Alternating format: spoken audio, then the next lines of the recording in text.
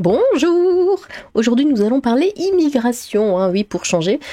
En France, en Europe, les pays commencent à se rendre compte qu'il y a un petit problème, hein, c'est pas trop tôt, et petit à petit sont en train de mettre en place des gros stops hein, dans leur face à tous ces migrants qui arrivent en masse par centaines de milliers chaque jour, hein, quasiment, oui, pour nous faire vivre un cauchemar. Bon. Écoutez, on va commencer déjà par quelques chiffres. Qu'est-ce que l'immigration en France, hein, rien qu'en France? Nouvelle statistique hallucinante du ministère de l'Intérieur. En France, dans les transports en commun en 2023, les violences textuelles ont été commises à 43% par des étrangers. Oui, vous avez bien lu, nous ne parlons pas que de l'Île-de-France, mais bien de la France dans sa totalité. En Île-de-France, ils sont majoritaires avec 60% de mise en cause étrangers. 43% d'étrangers, le reste c'est des Français de papier, on le sait très bien. Voilà. Bon.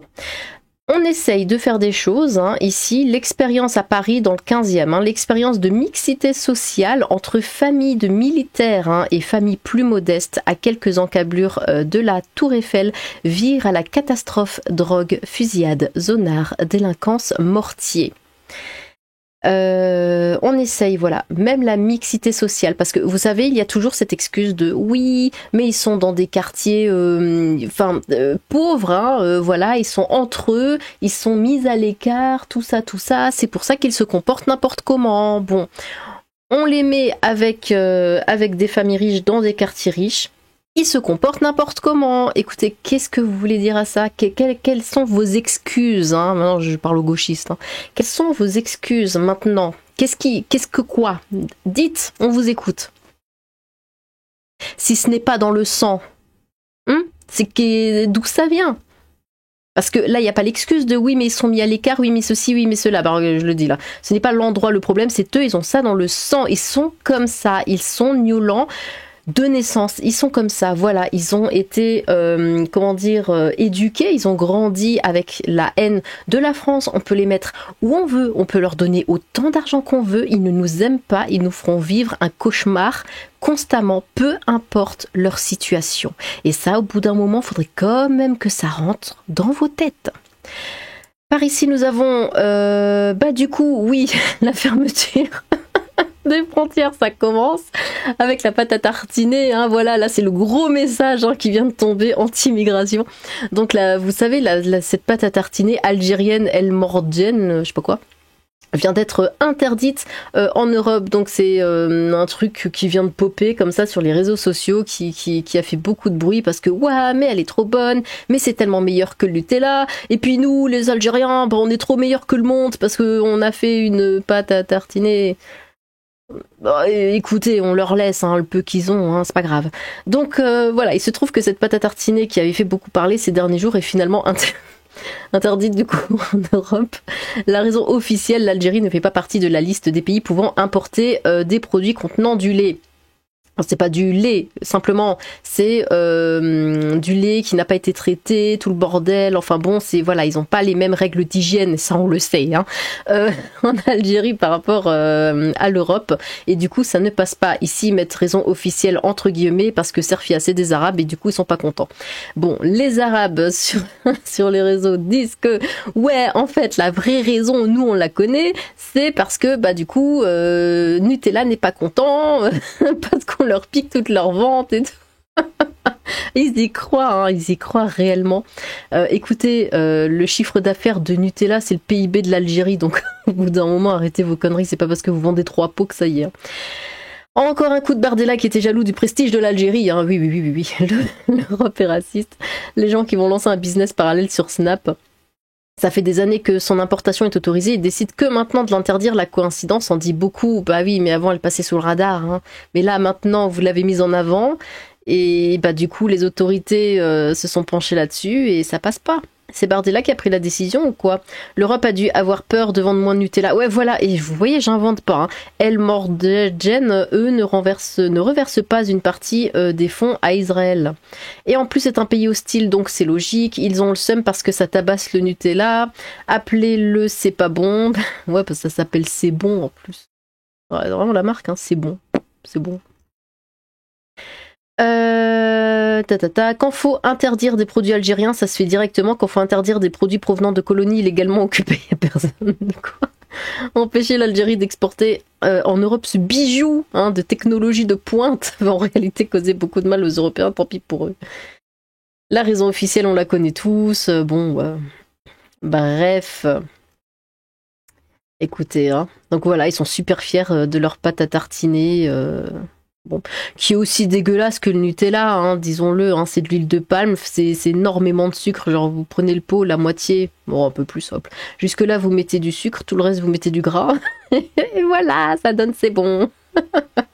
Non, franchement, la pâte à tartiner, moi je suis une très grande fan de pâte à tartiner, voilà, pendant des années j'ai mangé du Nutella. Bon, j'en mange encore un peu de temps en temps, mais alors je sais jamais le prononcer correctement parce qu'à chaque fois j'oublie. Nocciolata, c'est ça? Nocciolata, enfin bon bref, vous voyez de quoi je veux parler. Celle-là, elle est bonne. Elle est super bonne. La bonne maman aussi. Ouais, ils font de la pâte à tartiner bonne maman. La bonne maman est très très bonne aussi. Mais la nocciolata là, je crois que c'est ça. Celle-là vraiment, c'est tellement bon, ça a tellement bien le goût des noisettes. Bref. Continuons. Les Pays-Bas, eux aussi, dévoilent leurs mesures pour freiner l'immigration et annoncent qu'ils souhaitent se retirer de la politique européenne d'asile et de migration. Alors eux, ils y vont à 100%. Nous prenons des mesures pour rendre les Pays-Bas aussi peu attrayants que possible pour les demandeurs d'asile. Il n'y a pas de place ici pour quiconque abuse de notre hospitalité. Voilà, ça c'est dit, ça c'est fait, ça on aime. Les Pays-Bas ne peuvent pas gérer le nombre élevé de migrants. Mais d'ailleurs, non mais attendez, je vous en parle. Non, je vais le dire tout de suite parce que sinon j'ai oublié. Ils veulent... c'est qui? C'est en France? Est-ce que c'est en France? Je sais même plus. Ils veulent donner 30 000 euros. Donc ouais, je pense que c'est en France. Ils veulent donner 30 000 euros à chaque migrant pour qu'il retourne dans son pays. Est-ce que c'est en France? Dites-le au pire dans les commentaires. Peut-être que je raconte des bêtises, ou alors attendez, je regarde, parce que je me souviens que je l'avais commenté. Ils veulent donner 30 000 euros, j'avais répondu, à chaque migrant pour qu'il retourne chez lui. Donc déjà, non. En quel honneur on va donner plus qu'un Français, que ce que gagne un Français par an, comme ça, surtout pour qu'il revienne. Et qui retapent dans les 30 000, et qui reviennent, et qui retapent dans les 30 000. Enfin, au bout d'un moment, non, faut arrêter. C'est ici. Non, c'est les Suédois. Immigration, le gouvernement suédois veut porter à plus de 30 000 euros l'allocation de retour. Le ministre suédois des migrations a proposé d'augmenter de 30 000 euros l'allocation versée à un migrant acceptant de rentrer dans leur pays d'origine. Franchement, dites-moi ce que vous en pensez. Certains disent que ouais, c'est une bonne idée, tout ça, comme ça, voilà, ça les pousse à rentrer. D'autres, comme moi, parce que je trouve ça vraiment aberrant, pensent que non, en fait, un coup de pied au cul et puis rentre chez toi. On va pas les payer pour rentrer chez eux. Au bout d'un moment, faut arrêter. Mais pourquoi on passe? Bon, je dis on, là, c'est les Suédois, mais bon, voilà. Et j'avais dit diviser le montant par 2 à la rigueur, parce que là c'est beaucoup trop. Les gens qui travaillent ne gagnent pas autant par an. Je fais une faute. En quel honneur les immigrés y auraient droit? Bon. Bref. Je ne sais plus où j'étais par ici. Afin de reprendre le contrôle de la situation, ce gouvernement met en place le régime d'asile le plus strict jamais vu, selon le programme gouvernemental publié aujourd'hui, en limitant les afflux, en procédant rapidement, en privilégiant le tac au tac envers ceux qui causent des nuisances, en renforçant le contrôle des frontières, en limitant les possibilités de voyage dans le cadre du regroupement familial et en mettant résolument l'accent sur le retour. Les Pays-Bas doivent devenir un leader en Europe en ce qui concerne les règles d'admission. Voilà. L'électeur a donné un ordre clair, la barre doit être changée et le débat doit être réduit immédiatement. Nous prenons des mesures pour rendre les Pays-Bas aussi peu attrayants que possible pour les demandeurs d'asile. Il n'y a pas de place ici pour quiconque abuse de notre hospitalité. Je pars pour des Pays-Bas plus sûrs. Voilà. Et eux, je pense pas qu'ils ont comme projet de leur donner 30 000 balles. Le ministre de l'Asile et des Migrations et le Premier ministre activeront la loi d'urgence le plus rapidement possible. Le gouvernement peut par exemple déroger à la loi sur les étrangers. Les enfants majeurs ne peuvent plus voyager. Les nouveaux faits et circonstances liés aux demandes... Ils ont vraiment dit les enfants majeurs, mais du coup c'est plus des enfants. Enfin bon bref. Et aux demandes d'asile répétées sont évaluées de manière plus rigoureuse. Il sera également possible de rejeter les demandeurs d'asile qui ne se présentent pas à une audience ou à un rendez-vous. Avec une loi sur la crise de l'asile, le gouvernement retirera alors la loi sur la distribution. Un gel des décisions sera imposé sur les demandes d'asile. L'accueil sera réduit et les personnes sans permis de séjour seront expulsées de force si nécessaire. Cela signifie que la situation de la chaîne d'asile peut être réglée immédiatement en raison de l'afflux élevé. Politique d'asile, la situation de la chaîne de l'asile doit également être abordée de manière structurelle. Il y aura des conditions strictes concernant le regroupement familial et la définition la plus étroite possible de la famille nucléaire. Le regroupement familial n'est possible pour la grande majorité des demandeurs d'asile que si une personne dispose d'un espace de vie permanent, d'un revenu approprié et d'un statut de séjour depuis au moins 2 ans. Les premiers amendements à la loi seront soumis au Conseil d'État cet automne. Donc déjà, on leur demande de bosser, donc ça va déjà en virer pas mal. Les demandeurs d'asile ne recevront également plus automatiquement un permis d'asile pour une durée indéterminée après 5 ans. Cela signifie qu'ils doivent retourner dans leur pays d'origine dès qu'ils y sont en sécurité. La déclaration d'indésirabilité est élargie. Cela permet aux demandeurs d'asile qui commettent des délits d'être expulsés plus rapidement.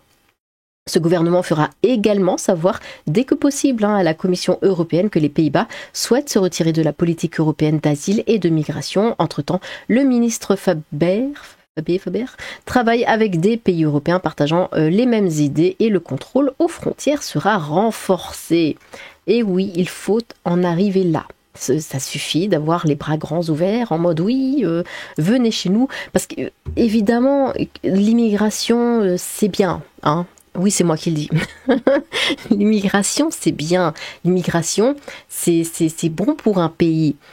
La bonne immigration, vous savez, les gens qui apportent quelque chose au pays, pas les gens qui prennent. Il faut qu'ils apportent quelque chose. Et l'immigration qu'on a actuellement en France n'apporte strictement rien, à part des problèmes. Bon, l'Allemagne renforce le contrôle de ses frontières. Oui, ça on va le voir tout à l'heure. La Grande-Bretagne renforce le contrôle de ses frontières. La Grande-Bretagne d'ailleurs va bloquer, je crois, l'accès, ou alors faut un visa maintenant pour y aller, ou je ne sais plus quoi. Enfin, faut payer. Non, je crois qu'il faut payer maintenant pour aller Enfin oui, de toute façon il faut payer. Le train n'est pas gratuit, mais je crois qu'il faut payer quelque chose pour accéder au pays. La Suède renforce le contrôle de ses frontières. Le Danemark renforce le contrôle de ses frontières. La Hollande également. Et pendant ce temps-là, chez nous, c'est open bar. Il faut fermer complètement les frontières de la France avec l'Italie et l'Espagne pendant un minimum de 6 mois dans un premier temps. Des frontières étanches, c'est techniquement faisable avec la technologie actuelle quand les frontaliers piémontais et catalans en auront marre de se faire agresser, voler leurs femmes et leurs filles, de se faire nier. Les gouvernements italiens et espagnols seront obligés d'agir. Ouais, bon, on dit, mais il faut le faire derrière. Le bon sens, ce n'est pas à l'UE de décider pour une nation, c'est quoi ce délire? Ah bah intéressant de noter qu'en France, on nous explique que c'est impossible, blablabla. Puis viennent les décisions des autres pays européens et où on se rend compte qu'on nous prend juste pour des nions dans ce pays, sans déconner. Une étude avait déjà montré le fardeau économique que représentent les immigrés extra-européens aux Pays-Bas. Tant que les droites européennes, pouvaient magouiller avec la gauche mondialiste et garder le pouvoir, le flot continu de migrants sans valeur ajoutée pouvait continuer. Depuis que les caisses se vident, et depuis la poussée des souverainistes dans tous les pays, ces mondialistes essayent tant bien que mal de garder le pouvoir en proposant des mesurettes de sauvegarde. Ne nous y trompons pas, on ne résout pas ces problèmes avec ceux qui les ont sciemment créés. Eh oui. Bon, par ici, on a quoi? En Écosse, à Glasgow. Attendez, je coupe la vidéo. Tac. Du coup, à Glasgow, les patriotes ont manifesté en scandant « Il faut reprendre ce qui nous appartient ». L'Europe tout entière est en train de prendre conscience que le grand remplacement n'est pas un fantasme d'extrême droite. Et c'est pas trop tôt. Ceux qui de toute façon continuent de l'affirmer que le grand remplacement n'existe pas. Enfin, c'est de la totale mauvaise foi là. C'est du mensonge. C'est du mensonge. Voilà, il n'y a pas d'autre mot.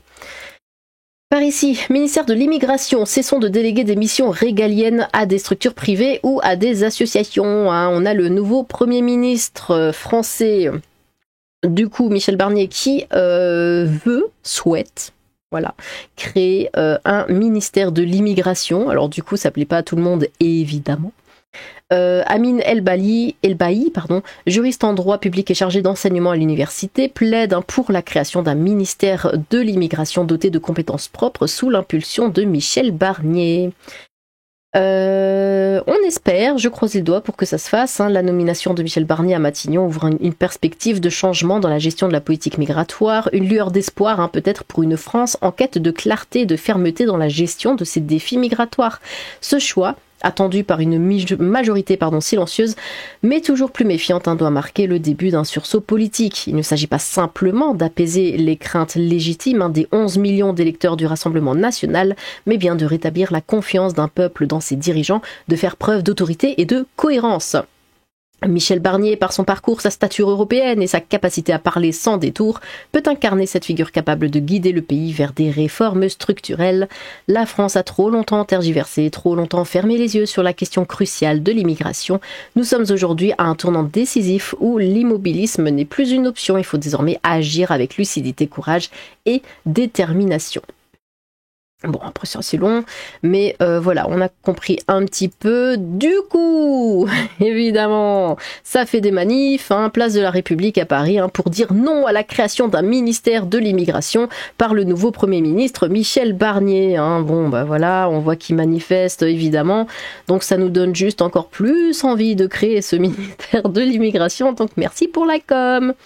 La faiblesse de l'État français, voilà, c'est ce que je dis, la faiblesse de l'État français est ahurissante. Ils sont tous en France illégalement et certainement une très grande partie d'entre eux sont soit sous OQTF, soit déboutés du droit d'asile et ils manifestent librement pour tenter d'imposer à la France sa politique.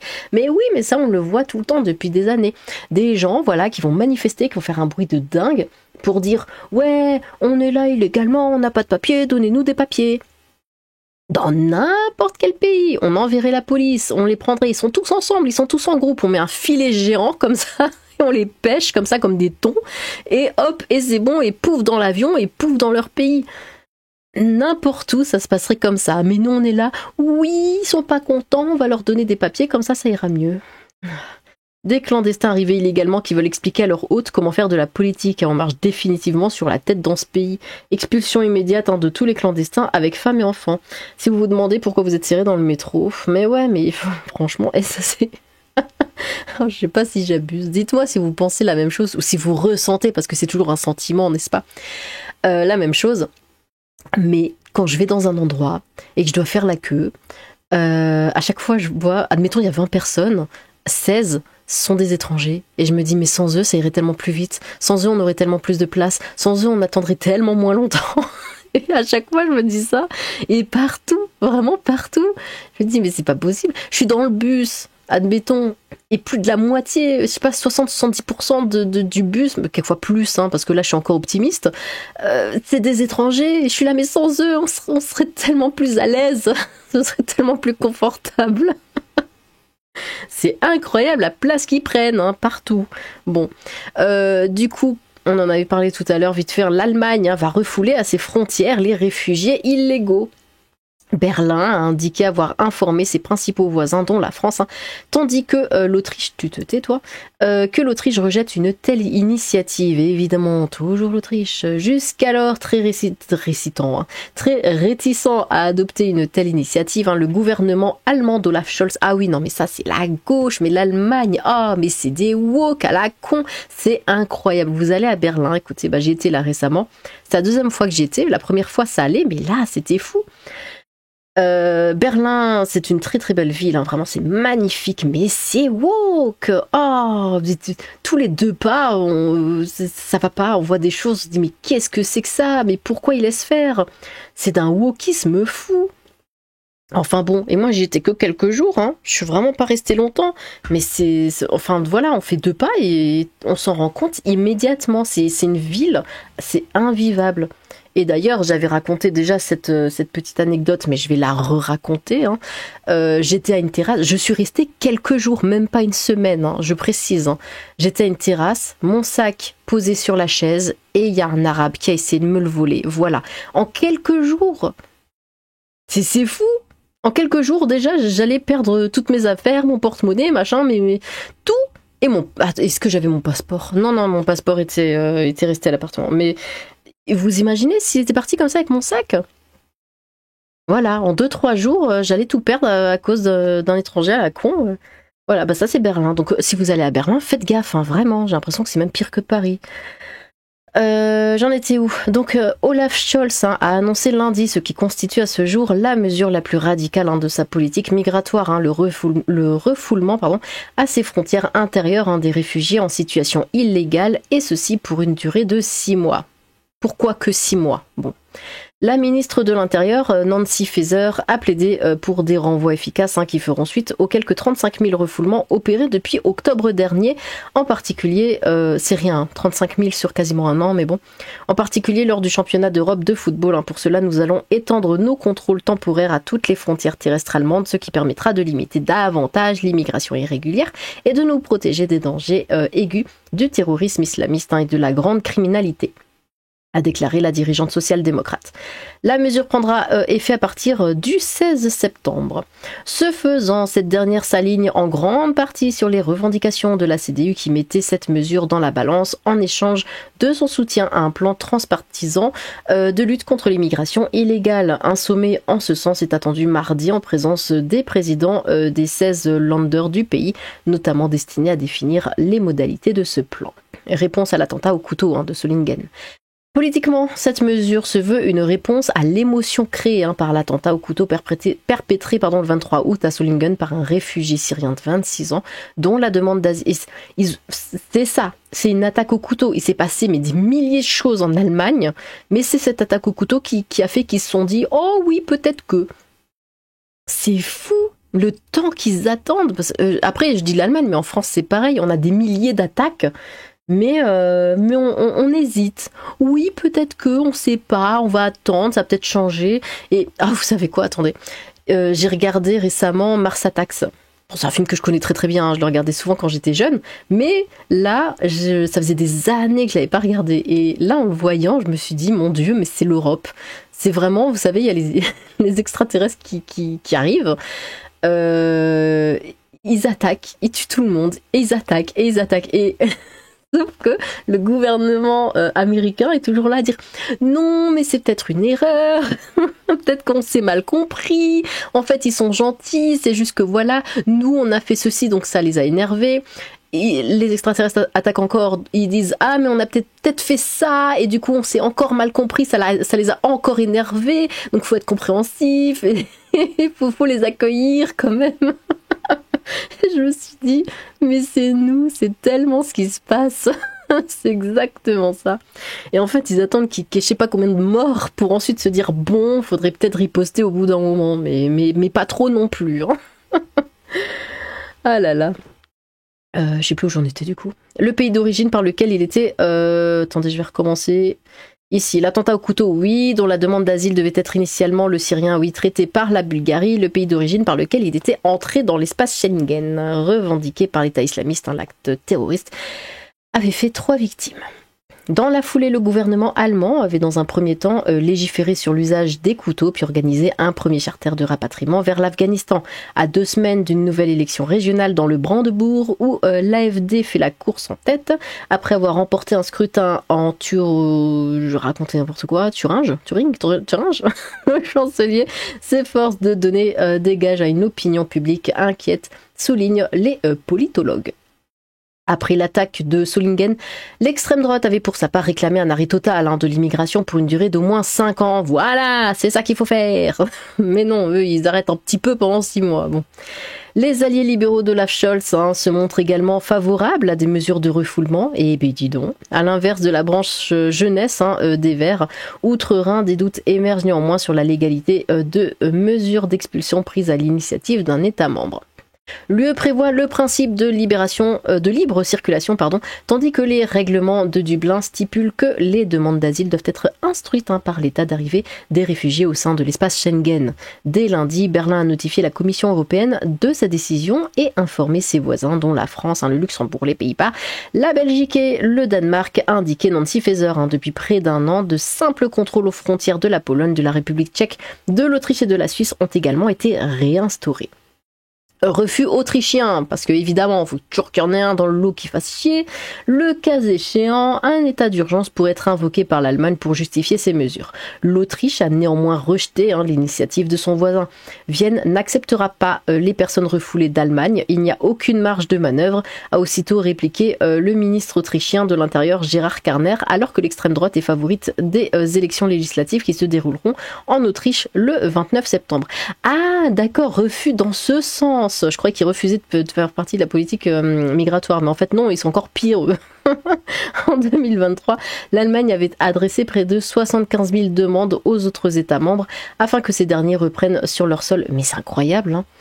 Pardon, je coupe en plein milieu de la phrase, mais c'est la droite qui ressurgit, qui fait des scores de dingue partout en Europe. Et c'est comme en Italie, hein. En Italie, tout le monde avait critiqué la politique de droite qui avait été instaurée en disant « Ouais, vous voyez, ça crée que des problèmes. » Ben, maintenant, ils s'en portent que mieux, hein. Aux autres États membres afin que ces derniers reprennent sur leur sol des réfugiés en situation irrégulière, hein. Or, seules 5000 personnes ont emprunté le chemin de retour. Il convient de prendre en compte la charge globale de l'Allemagne, notamment les capacités limitées des communes en matière d'hébergement, d'éducation et d'intégration en raison de l'accueil de 1,2 million de réfugiés de guerre en provenance d'Ukraine et de la migration d'asile de ces dernières années. A également plaidé Nancy Faeser, qui s'engage dans une opération politique à haut risque. Pour leur part, les syndicats policiers qui furent notamment mobilisés pour refouler cet été près de 22 000 délinquants à l'occasion du championnat d'Europe de football ont critiqué le projet du gouvernement. Ce que nous avons fait cet été a fonctionné à 100%, mais il n'est pas possible de protéger durablement les frontières à une telle intensité, a jugé Andreas Roskopf, président du syndicat de la profession. Eh ben... Ben ouais, après je sais ce que je vais dire, ça n'a aucun intérêt, ça ne sert à rien, ça ne fait pas avancer les choses, mais fallait pas les accepter avant. Voilà, fallait pas. Et oui, fallait pas faire ça. Fallait pas ouvrir les frontières. Fallait pas en ramener autant sur le sol européen. Fallait pas les accepter, c'est tout. Je sais que c'est facile de le dire, mais pourquoi et la France aussi, enfin l'Europe entière, pourquoi on a fait ça? Pourquoi ils ont fait ça? C'est pas nous, c'est eux. Pourquoi ils ont fait ça? Et maintenant, voilà, ça crée plein de problèmes. Ça essaye de régler les problèmes, mais bon, maintenant c'est trop compliqué. Comment on fait? On peut empêcher d'autres de venir, mais ceux qui sont là, ils créent déjà plein de problèmes. Ils sont déjà beaucoup trop. Qu'est-ce qu'on en fait? Avait-il pensé à ça avant? Bon. Eh bien, n'hésitez pas à vous exprimer dans les commentaires, hein. Dites-moi tout ce que ça vous inspire. J'ai hâte de vous lire. Sur ce, tchou!